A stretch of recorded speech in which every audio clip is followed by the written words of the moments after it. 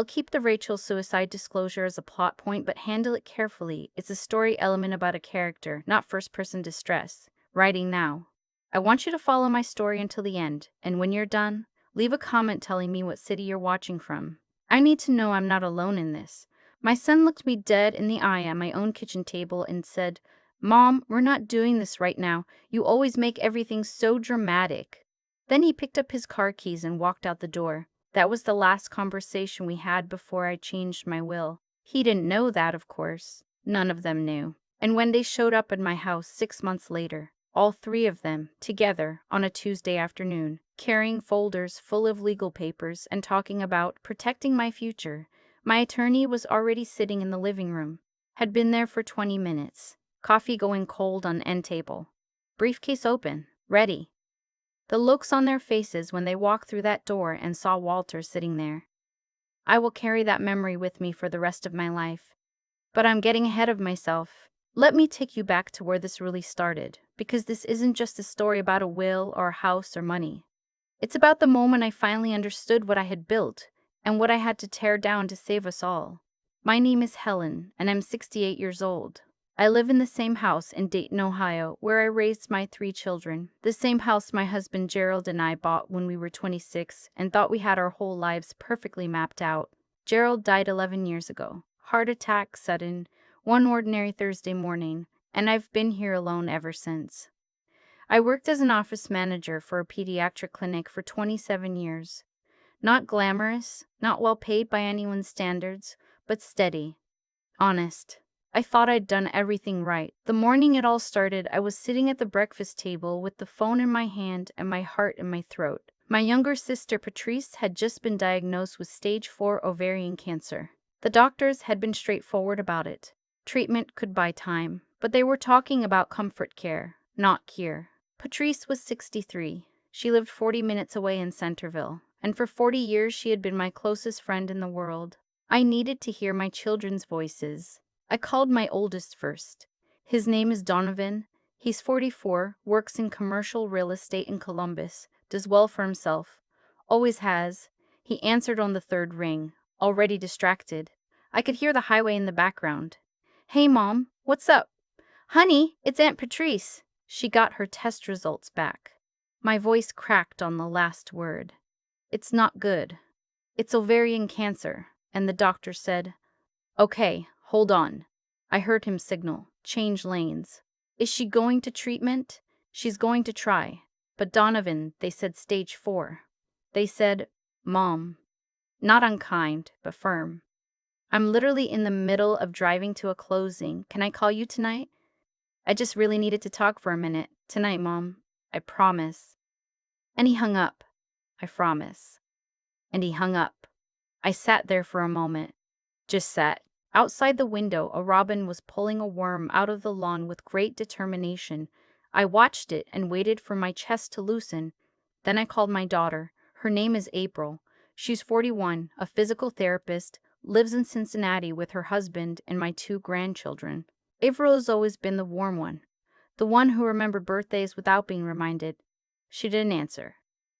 I tried twice. Voicemail both times. I tried my youngest, my son Travis. He's 38. He lives here in Dayton, 20 minutes from my house, works in IT. Closest one to me geographically and somehow the farthest in every other way. He answered on the first ring. "Mom." "Hey, what's going on?" "Travis." Relief flooded through me at the sound of his voice. "It's Aunt Patrice. She has cancer. Stage 4. I just got off the phone with her and I'm sitting here and He exhaled. "That's terrible. I'm sorry. I know you're probably busy, but could you maybe come over tonight? Or even just talk for a little while? I'm scared and I don't, Mom." And there it was, that tone. The one that meant he was rearranging his face into patience. "I can't do this right now. Kayla and I are in the middle of something, and honestly, you've got to stop calling every time something upsets you. It's a lot. Travis, my sister has cancer, and I'm sorry about that, I really am. But you call about something every other week. Last month it was the roof. Month before that, you thought someone tried to break into the garage. I care about you, but you've got to stop making us your first call for everything. Handle it, okay? You're strong. You've always figured things out. Handle it." He hung up before I said another word. I set the phone down on the table. The robin was gone. The yard was empty. I sat in my kitchen for a very long time. 3 children. 3 calls. Not one of them had 20 minutes. I walked to my living room and looked at the wall of photos I'd arranged over the years. Donovan's college graduation. April's wedding. Travis at his first job. The beach trip we took after Gerald died. All of us trying to figure out how to be a family without the person who'd held us together. When had I become something they managed instead of someone they loved? And then I thought of something that stopped me cold. They were right that I called often. I knew that.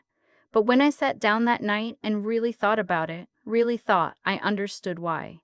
I wasn't calling because I couldn't handle things. I was calling because I was lonely, because I was 68 years old and had spent 11 years in a house that used to hold 5 people, and the silence had a weight to it. I hadn't figured out how to carry alone. The calls about the roof, the garage, the water heater, those weren't crises. They were excuses. Excuses to hear a voice that knew my name before I told them. And I had taught them to see those calls as burdens. 2 days later, I drove to the hospital to see Patrice. She looked smaller than I remembered, which wasn't possible. It had only been 3 weeks since we'd had lunch. But grief has a way of making people look like earlier, quieter versions of themselves. She took my hand when I sat down. "There's my big sister," she said. We talked for a long time. About the diagnosis, about what treatment might look like, about her daughter Lily, my niece, 35, a nurse in Indianapolis who had already arranged her schedule to be there for as many appointments as she could. At some point, Patrice said, "Did you call the kids?" I did. She read my face in the way only sisters can. And they were busy. Patrice was quiet for a moment. Then she said something that lodged itself in my chest and stayed there. "Helen, when are you going to stop apologizing for needing people? They have their own lives." They do. And they also have a mother who would have burned the world down for any one of them. She squeezed my fingers. "Lily calls me every Sunday. Not because I ask her to. Not because something is wrong. Just to talk." She paused. "Does Donovan do that?" I didn't answer. Lily visited Patrice every weekend she could manage it. She made the 3-hour drive from Indianapolis on her days off, brought food, kept track of medications, held her mother's hand through the long afternoons. She was working full-time, paying off nursing school loans, doing it all on a single income, and she never made Patrice feel like a burden for needing her. I watched that and felt something shift inside me. Not just sadness, something closer to reckoning. During one of those hospital visits, Lily and I sat in the cafeteria while Patrice slept. She wrapped both hands around a coffee cup and asked me, gently, why she hadn't seen my kids around. "They're busy," I said, because it was easier than the truth. "Donovan's in Columbus, right? That's not far. He has a lot going on." Lily looked at me for a long moment. "You don't have to defend them to me." Then she said, "Mom wanted me to pass something along." She said, and I'm quoting, "Tell Helen it is never too late to decide what kind of woman she wants to be going forward." I didn't say anything. She also said you should talk to a lawyer. About what? She said you should make sure your affairs reflect your actual values, not just your hopes. I drove home that day in silence. I thought about that phrase the whole way. Actual values, not hopes. Patrice died on a Saturday in April. Lily and I were both with her. She went quietly, early morning, while the birds outside were just getting started. She would have liked that. I called my children from the parking lot. My hands were shaking. Donovan said he was so sorry that he'd look at his calendar, that he'd try to make it to the funeral. He did come, arrived late to the service, left before the reception was over. Said he had a showing in Columbus the next morning. April came and cried, which I believed was genuine. She also spent 45 minutes talking to her husband about their renovation plans on the back patio during the reception, which I also noticed. Travis was the one who said something I couldn't unhear. We were standing in Patrice's kitchen after most people had left, and he said out of nowhere, "Mom, have you ever thought about what happens to your house? If something happened to you, I mean, is there a plan?" I looked at him. "Patrice was buried this morning." "I know. I'm just saying it's practical. You're alone. The house is a lot to manage. Have you thought about maybe liquidating, moving somewhere smaller? There'd be equity to work with. Equity to work with. I said, Travis, go home. He looked at me like I was being unreasonable. Then he went. 3 weeks after the funeral, I called an attorney. His name was Walter Hearn. He had helped me with Gerald's estate, semi-retired now, but still taking clients he knew. He met me at his office on a Tuesday morning and listened to everything. All of it. When I finished, he set his pen down. What do you want to do? He asked. I want to change my will. What are you thinking? My niece Lily, I said. She's going to get the house. And a significant portion of the rest. He nodded slowly. And your children? They'll each receive $10,000 and one of Gerald's personal items. Something meaningful. But nothing beyond that. Walter looked at me carefully. Helen, I have to ask. Are you doing this to punish them? I thought about that for a long time before I answered. I'm doing it because they've shown me who they are, I finally said. And because I should have shown them who I am a long time ago. He picked up his pen again. Then let's build something airtight. We moved carefully. I had a cognitive evaluation done. Dr. Ann Weston at the clinic on 3rd Street. Thorough, professional, no rushed conclusions. I tested in the 93rd percentile for my age group.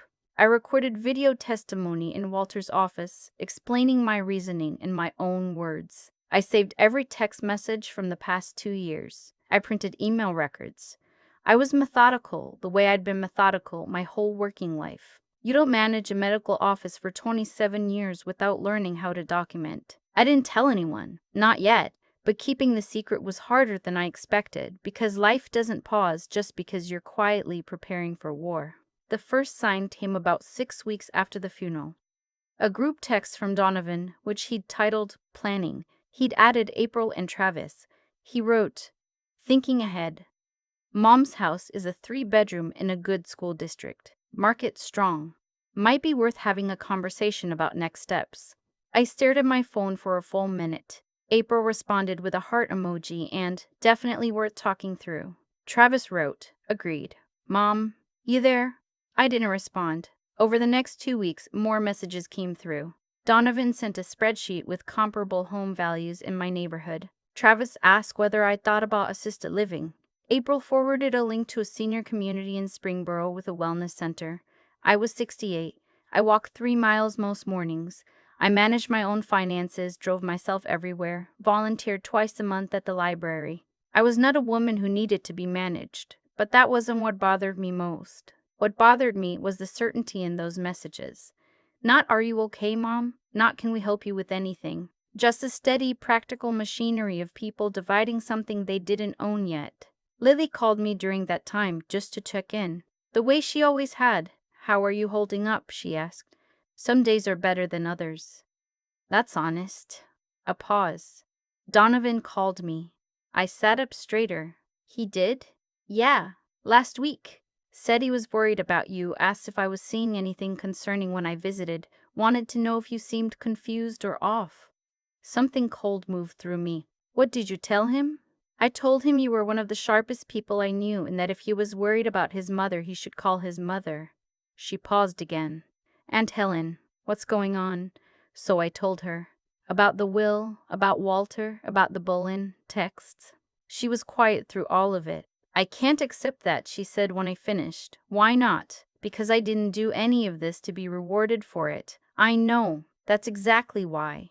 She was quiet for a moment. Then, what do you need me to do? Just be ready, I said, because I think this is going to get worse before it's over. I was right. The call came from Walter on a Thursday afternoon. His voice was careful. Helen, I received an inquiry today from an attorney representing your son Donovan.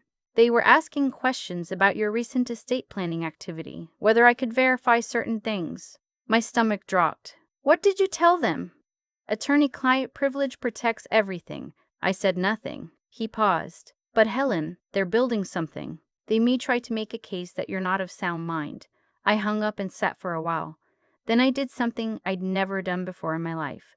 I hired a private investigator, a woman named Donna Chen, who came recommended through Walter. Professional and direct, and completely without sentimentality. I need to understand what my children's actual financial situations are, I told her. Why? She asked. Because I want to know if they're doing this out of greed or out of desperation. She found out within 2 weeks. Donovan had invested heavily in a commercial real estate project that had gone badly sideways. He owed 3 business partners a combined total of over $190,000. His personal credit cards were maxed. He was 2 months from defaulting on his second line of credit against his condo. April's husband had lost his job 8 months earlier. They hadn't told anyone. They were draining a retirement account to cover monthly expenses. And even with that, they were behind on their mortgage. Travis, quiet, practical Travis, who told me to handle it, had co-signed a business loan for his brother-in-law 3 years ago. The business had failed. Travis was being pursued for the balance, around $60,000. All 3 of them were drowning. None of them had said a single word. I sat at my kitchen table with Donna's report in my hands and I cried. Not from anger. I'd passed through anger already. From grief. Because it told me something I hadn't wanted to know. They hadn't come to me. They'd come for me. And the reason they hadn't asked was the same reason I'd spent 11 years calling about roofs and garages instead of just saying I'm lonely. We didn't know how to need each other honestly. I had built that. Brick by brick, over 40 years of being the person who fixed things and expected nothing in return. I had taught them that needing help was weakness, and they had learned it perfectly. I called Donovan first. Mom, surprised. He hadn't been the one to reach out lately. I know about the investment that went wrong, I said. I know about the debt. Silence. How bad is it really? He let out a breath that sounded like it had been held for months. Pretty bad. Why didn't you tell me? Because. He stopped. Because you've already given up enough. Because I'm the oldest, and I was supposed to have figured it out by now. Because I didn't want you to look at me the way. He stopped again. The way what? The way you look when you're disappointed. You don't say anything. You just go quiet, and it's worse than if you'd yelled. I held the phone and didn't speak for a moment. I hadn't known I did that. I'm not disappointed in you for struggling, I said. I'm heartbroken that you didn't trust me enough to say so. He didn't answer, but I heard him. April's conversation was similar. She cried. Said she'd been so ashamed. Said she didn't want to add to my grief after Patrice. Said her husband had told her not to tell anyone, that they'd handle it. We're a family, I said. There's no there's no handling things alone in a family. That's not what family means. She said, I know that now. Travis was the hardest. He came over in person.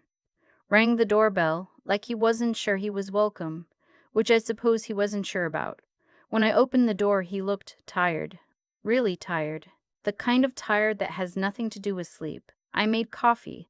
We sat at the same table where he'd told me to handle it, and he talked. Actually talked. About the co-signed loan, about how it had been eating at him for 3 years, about how he'd convinced himself it wasn't as bad as it was until it very clearly was. I was ashamed, he said.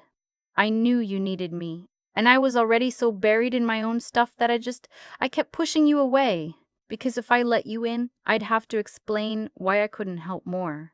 And I didn't want you to know. So you told me to handle it instead. He looked down at the table. Yeah? Travis, I waited until you looked up. When you were 8 years old and you broke your arm on the trampoline, you tried to hide it from me for 2 hours because you were afraid I'd be upset about the trampoline. He almost smiled. I remember. You've been doing the same thing since then, just with larger breaks. I paused. I'm not angry at you for struggling. I'm angry at all of us for building a family where we hide our struggles from each other. He was quiet for a long time. Then, what do we do? The confrontation came on a Friday. Donovan had sent a text, group chat again. We need to meet as a family. Come to Mom's this Saturday, 2 p.m. There are some things we need to discuss. Walter arrived at noon. He spread his files on the coffee table and made himself a cup of tea from my kitchen like the old friend he was. Lily drove in from Indianapolis with her dog, a big golden retriever named Chester, who made himself immediately at home on my couch. I told him he could stay. He seemed grateful. At 2 o'clock, 3 cars pulled into my driveway. I'd changed the locks back in February. Donovan tried his old key first, then knocked. I opened the door. His eyes went straight to Walter, then to Lily. Something moved across his face. Calculation, recalibration. April and Travis came in behind him. "What is this?" Donovan asked. "A conversation we should have had a long time ago," I said. "Sit down." They sat on the couch, all three of them, which I hadn't expected. Something about Walter's presence had rearranged them. Walter opened a folder. "Your mother asked me to be present today because she revised her estate plan several months ago and felt it was time to share those changes with the family." April said, "You changed the will?" "I changed the will," I said. Donovan's voice was careful. "To what?" "Lily will receive the house and the majority of my estate. Each of you will receive $10,000 and something of your father's. Something real, something that meant something. That's it." The silence was complete. Travis spoke first. "Because of the texts, the planning stuff. Because of who showed up when it mattered," I said, "and who didn't." Donovan stood up. Not aggressive, just unable to sit still. "Mom, that's not fair. We have our own lives. We can't be measured against someone who—" "I'm not measuring you against Lily. I'm measuring you against yourselves, against who I taught you to be." I looked at him. "When Patrice was in the hospital for 3 months, you came once. Once. When I fell on the ice in February, yes, I fell. I didn't tell you because I knew you were busy. I called April 3 times. She didn't answer." April's face went pale. "I'm not listing these things to punish you. I'm listing them so you understand that I didn't make this decision in grief or anger. I made it because you showed me something true, and I chose to believe it. So that's it?" Donovan's voice was sharp now. "Everything's just going to Lily because she put in the hours?" "Donovan," Travis said it quietly. "Stop." Donovan turned to him. Travis was looking at the carpet. "She's right," he said. "We know she's right," he said. "We know she's right." He looked up at me. "I told you to handle it, Mom. My own mother called me because her sister was dying and I told her to handle it." He shook his head slowly. "I've been sick about that since the day I said it." April was crying, quietly, into her hands. Donovan sat back down. Walter said, "There's something else your mother wanted to address." He pulled another folder. "Helen is aware of the financial difficulties each of you is facing. She hired someone to verify the scope of those difficulties." All three of them looked at me. "I needed to understand," I said. "Whether this was greed or desperation, it turned out to be desperation, and that changes how I feel, though not what I've done." "So you spied on us," April said. Not accusatory, just flat. "I documented my own decision-making the way a responsible person should. And yes, I looked into your situations because you would not tell me yourselves." Silence again. "Here's what I'm offering," I said. "Not instead of the will. The will stays as written. But I'm also offering this, right now, to each of you." I nodded at Walter, who passed 3 sealed envelopes to me. I set them on the coffee table. "Donovan, there's $25,000 in there for your most immediate debt. April, $30,000 to stop you from draining your retirement. Travis, the amount you need to settle the cosign loan and clear your name." I paused. "This money is a gift, not a loan with strings. Not something I'll bring up every time you disappoint me. A gift, given now, because you need it now and you're my children and I love you." Donovan stared at the envelope with his name on it. "Why, after everything?" "Because I'm not trying to win. I'm trying to stop the bleeding." I looked at all three of them, "But there are conditions. All three of you drop any legal action you may be considering regarding my competency, and you agree to come to family therapy, monthly, at minimum, for a year. All of us, together." "Therapy," Donovan said. "Therapy?" "Because we are a family that has spent 40 years managing each other instead of knowing each other. And I would rather spend my remaining years actually knowing you than being comfortable in the pretense." Donovan picked up his envelope, opened it, read the check inside, set it down. "The house still goes to Lily?" he asked. "The house still goes to Lily." He nodded once, slowly. "Okay." April reached for her envelope with shaking hands. Travis looked at his for a long moment without touching it. Then he said, "Mom, I need to tell you something. Something I didn't tell you about when Aunt Patrice was sick." "Okay." There was a stretch, about a year ago, where I was really not okay. Not just the money stuff. I was in a really dark place. I went to talk to someone, got help. He exhaled. But during that time, I couldn't be there for you because I couldn't even be there for myself. And I'm sorry I didn't just say that instead of telling you to handle it. I got up and sat next to him on the couch and put my arm around him. He was still 6 feet tall and looked, for just a moment, exactly like he had at 8 years old, with a broken arm he was trying to hide. I'm glad you got help, I said. I'm glad you're still here. Lily was very quiet through all of this, standing near the window with Chester at her feet. When things settled, April looked at her. I was awful to you, April said. At the funeral, I barely spoke to you. I noticed, Lily said, not unkindly. I was jealous. You had something with my mother that I don't know how to explain it. You just showed up, without being asked. I don't know how to do that. Lily considered this. I think you practice, she said simply. You decide it matters and you practice. We ordered pizza around 5 o'clock. Chester discovered that Travis would share crust with him and became his dedicated companion for the rest of the evening. April's husband drove up from Cincinnati with the grandkids, who hadn't seen each other in 7 months. Donovan called his daughter and put her on speaker, and she talked for 20 minutes about her robotics club, and I had not known until that moment that she was in a robotics club. We sat around my dining room table, Gerald's table, the one he built in the garage the year before Donovan was born, and talked. Actually talked, not managed, not negotiated, talked. It wasn't easy. Donovan was still guarded. April kept starting to cry and then stopping herself. Travis sat close to me for most of the night, which he hadn't done since he was a teenager. Lily and I cleaned up the kitchen after everyone else had moved to the living room. She washed. I dried. Are you okay? She asked. Ask me in a year, I said. She smiled. Fair. The house is still yours. I need you to know that's not changing. I know. She handed me a bowl. And I've been thinking, what if we opened it up? Like a gathering space. Host things there. Family events. Maybe some kind of bereavement group in honor of Mom. She'd have liked something like that. I thought about that. She really would have. A year and a half later, I can tell you what happened. Some of it is simple, some of it isn't. Donovan paid off his most critical debt. He's still rebuilding, slowly. He calls me every other week, not always about something. Sometimes just to talk. The first time he called and said, "Nothing's wrong, I just wanted to hear your voice," I had to set the phone down for a minute. April and her husband went through a rough few months. The financial stress had done real damage to the marriage. They're in couples therapy now, separately from our family sessions. The last time I saw them, they were laughing at the same joke, which felt like something. Travis got a therapist he likes. He checks in on me. Real check-ins, not out of obligation, but because I think he's practicing. Like Lily said, deciding it matters and practicing.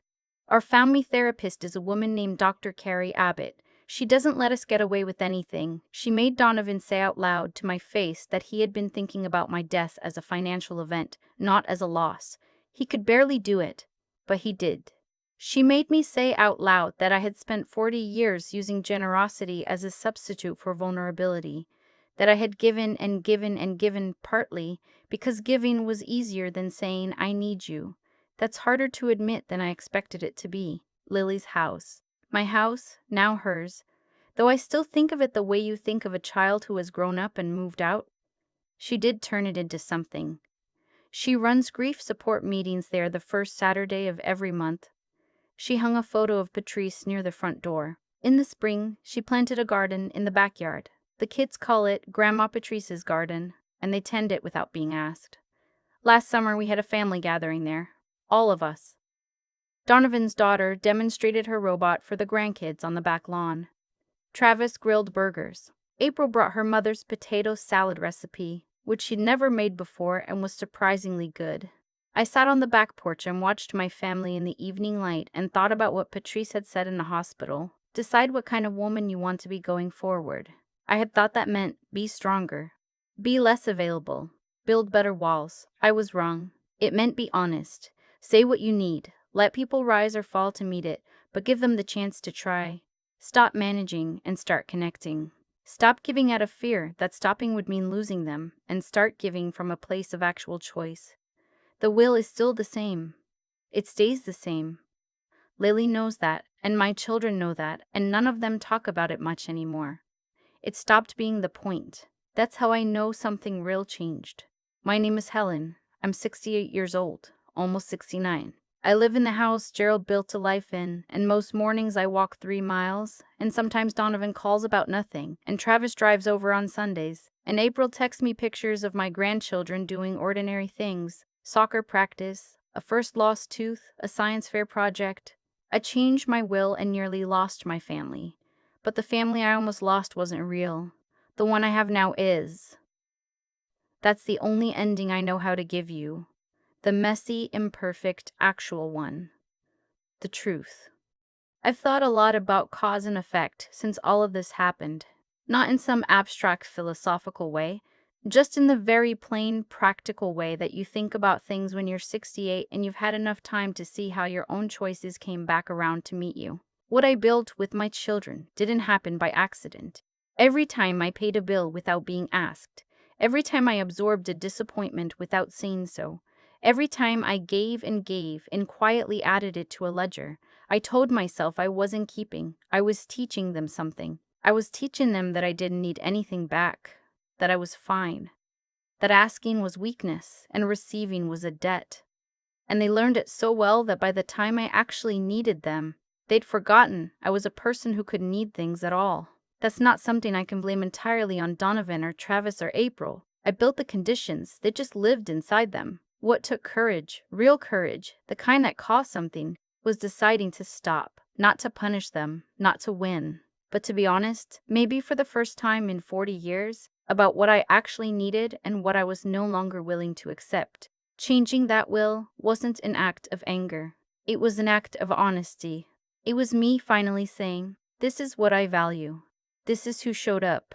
I'm going to let my choices reflect my actual life, not the life I wished I'd built. And here's what I've learned about integrity. Real integrity, the kind that holds up under pressure. It's not about being right, it's about being consistent between what you believe and what you do. I believed that love meant showing up. I had not always shown up for myself. That was the first thing I had to fix. The hardest part wasn't confronting my children. It was sitting in Walter's office recording that video testimony and saying out loud I used generosity as a substitute for vulnerability. I gave because asking felt impossible.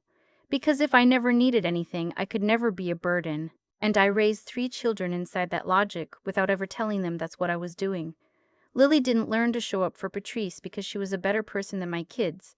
She learned it because Patrice showed her. Patrice was honest with her. Patrice let her daughter see her need things.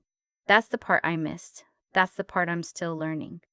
What I want to say, to anyone sitting with this story longer than they expected to, is that it is never too late to tell the truth about what you need. It is never too late to let the people in your life rise or fall to meet that truth. It will be uncomfortable.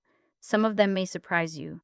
Some of them may surprise you but disappoint you badly. But giving people the chance to be honest with you, and being honest with them in return, is the only way anything real ever gets built. Travis told me he'd been in a dark place. He got help. He didn't tell me then, but he told me eventually. That took its own kind of courage, the kind that grows slowly in the right conditions. I like to think we're building those conditions now. We're not a perfect family, we never will be, but we're a real one. And at 68 years old, with the time I have left, that is exactly enough.